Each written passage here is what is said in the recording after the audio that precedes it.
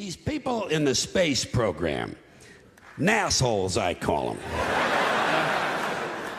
In case you haven't heard, the latest disaster for the rest of the universe is that the United States is going to go to Mars. Okay? Oh, yeah. We're going to go to Mars. And then, of course, we're going to colonize deep space with our microwave hot dogs and plastic vomit, fake dog shit and cinnamon dental floss and lemon-scented toilet paper and sneakers with lights in the heels. And all these other impressive things we've done down here.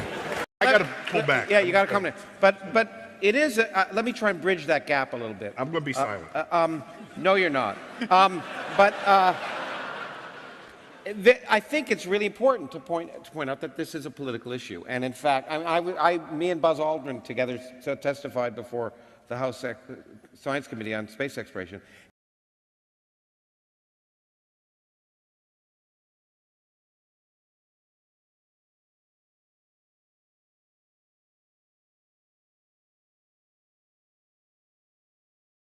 It is also known in the Hollywood crowd that there was a fallout because of Apollo blunders that were caught by many Americans soon after.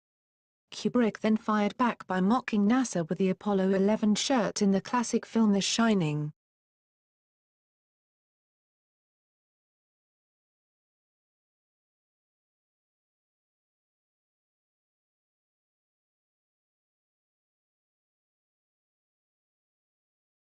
We also made use of the stars through the telescope and aligning a crosshair by rotating the field of view until the crosshair superimposed on the star. This would give us the angular measurement of the star within the field of view of the telescope. We then determine the distance out by aligning another reticle spiral on this. We went through an averaging technique on board and then fed this information into the computer, and this came up with our various alignment checks. And secondly, when you looked up at the sky, could you actually see the stars and the solar corona in spite of the glare? We were never able to see stars from the lunar surface or on the daylight side of the moon by eye without looking through the optics. I don't recall during the period of time that we were photographing the solar corona what stars we could see. I don't remember seeing any.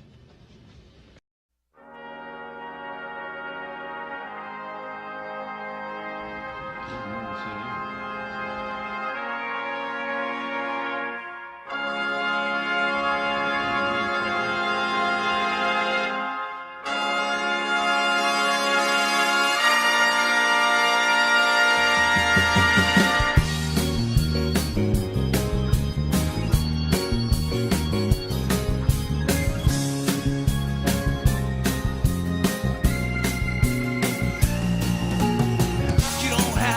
Take this crowd. You don't have to sit back and relax. You can actually try changing it, yeah. I know we've always been taught to rely on those in authority. But you never know until you try how things just might be. Come together socially, yeah. Are you gonna try to make this work? Seeing any. And where are the stars? You are on the supposed moon. There should be stars everywhere. Where did those rascally little wobbit stars go?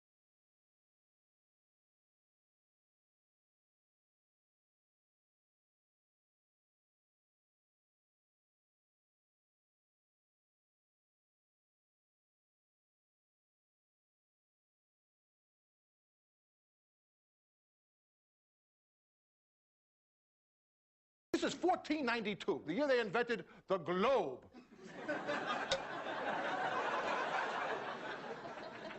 So this world is round story is 100% bullshit. It's total fiction. Yet how did our grandparents learn this? We learn this? Our grandchildren are probably going to learn this. How come? Because history is pop culture.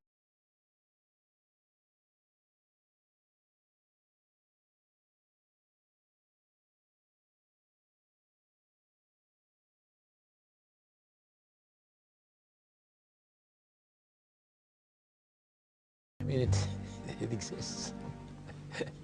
Hey, how exactly is a rainbow made? How exactly does the sun set? How exactly does a positrack rear end on a Plymouth work? It just does. It just does.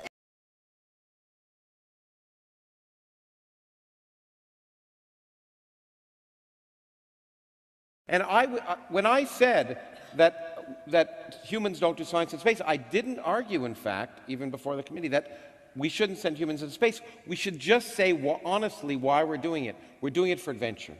That's why we're doing it. No, that's not what funded it. Hold on. No, that's not true. See, you said you wouldn't talk. I did say. Okay. You can say that. No, but hold on. There's no there. Okay? No.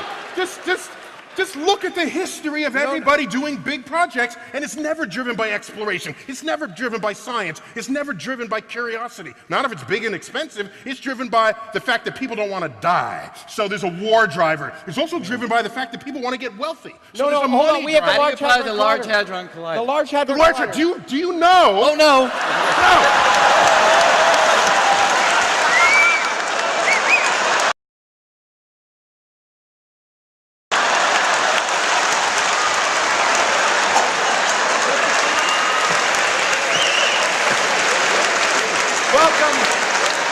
Just proves my point. The Large Hadron Collider.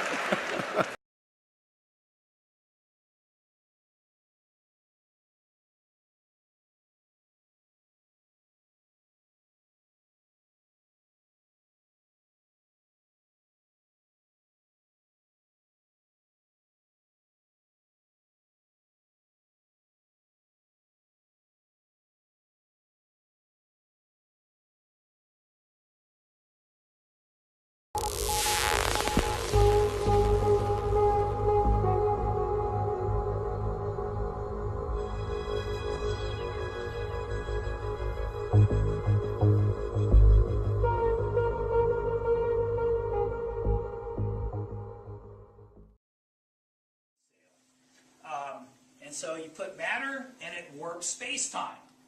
And so if I have another object, it also warps space-time. They feel that and they're attracted to each other. And so that's Einstein's picture of gravity. Objects warp space-time, feel that curvature, and move accordingly.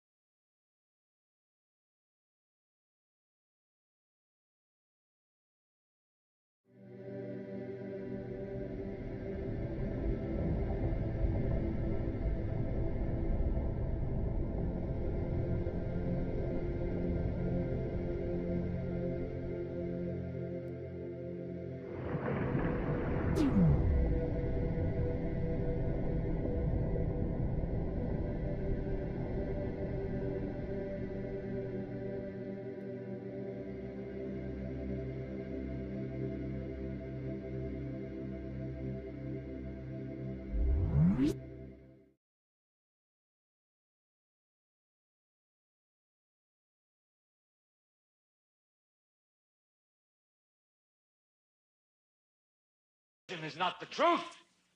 Television is a goddamn amusement park. Television is a circus, a carnival, a traveling troupe of acrobats, storytellers, dancers, singers, jugglers, sideshow freaks, lion tamers, and football players. We're in the boredom-killing business. So if you want the truth, go to God. Go to your gurus. Go to yourselves, because that's the only place you're ever going to find any real truth. But man, you're never going to get any truth from us. We'll tell you anything you want to hear. We lie like hell. We'll tell you that Kojak always gets the killer and that nobody ever gets cancer in Archie Bunker's house. And no matter how much trouble the hero is in, don't worry, just look at your watch. At the end of the hour, he's going to win. We'll tell you any shit you want to hear. We deal in illusions, man. None of it is true. But you people sit there day after day, night after night, all ages, colors, creeds. We're all you know. You're beginning to believe the illusions we're spinning here. You're beginning to think that the tube is reality and that your own lives are unreal. You do whatever the tube tells you. You dress like the tube. You eat like the tube. You raise your children like the tube. You even think like the tube. This is mass madness, you maniacs. In God's name, you people are the real thing. We are the illusion. So turn off your television sets. Turn them off now. Turn them off right now. Turn them off and leave them off. Turn them off right in the middle of the sentence I'm speaking to you now.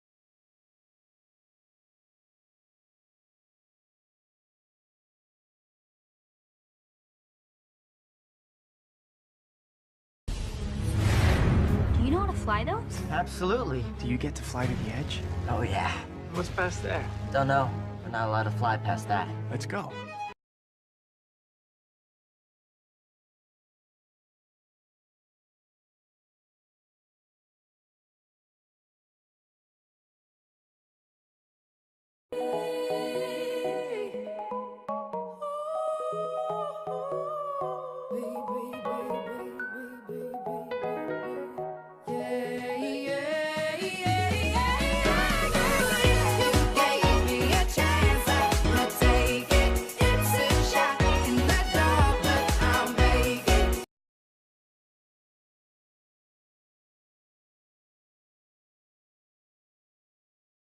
Thirty-five seconds, 135,000 feet into the flight. Looking for an 87-second burn. Uh-oh, uh-oh, uh-oh. He's in a roll, it appears, at this point.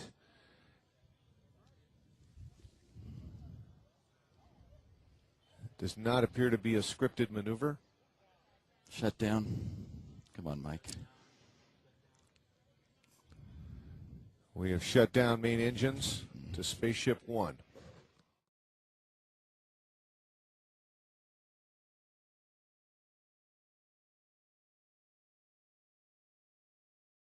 The horizon line is flat, which is impossible if the Earth is a convex ball. So this kind of bothers me. It really intrigues me, seeing I have a science background. I have a bachelor's of science in mechanical engineering and have always been intrigued by science. Read many books on evolution and creationism and all these different topics. And with mechanical engineering, you do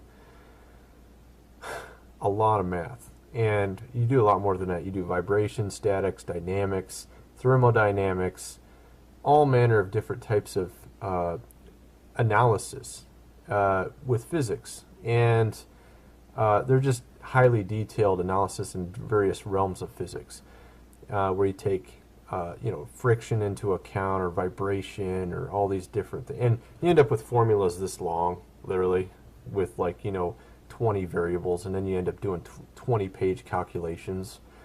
I even had one that was like 40 pages long calculation. Yeah, so you actually do mathematical problems that could take 40 pages to solve.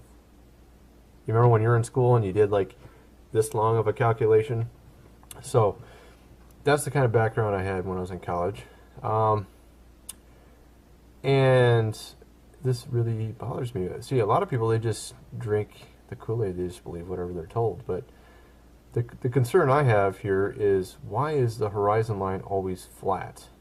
War drives the flow of money like no other force of nature. And it cost a lot of money to go to the moon. So in that regard, it kind of helped that we were at war with the Soviet Union. It enabled Congress to write checks that they wouldn't otherwise have written. So what happens? We beat the Soviet Union to the moon. Checks stop getting written. All right.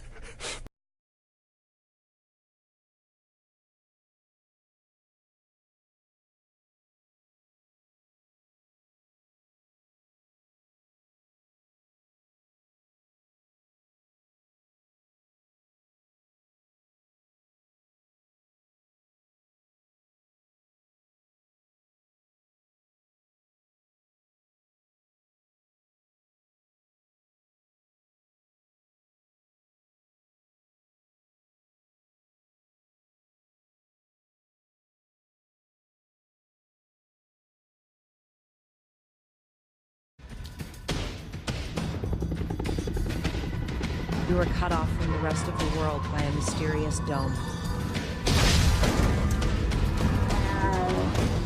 Invisible, indestructible, and completely inescapable. Day 93 under the dome. What started as impolite behavior has devolved into a homicidal free-for-all, once seen only in inexpensive NASCAR. Let's ransack a government building! On Operation Fishbowl, nuclear detonations rent the sky 5 times. And if the sun is angled the right way, only when you're outdoors, you will get a rainbow. So that's the first question. Why can you not simulate a rainbow indoors? There's a stipulation. You can create a rainbow indoors, but you need a mirror. You need a mirror to do a science test and create a rainbow inside. So I beg the question, if you need a mirror indoors, what's providing the mirror when you are outdoors? There is a mirror when you are outside to create the rainbow. And that mirror is the dome.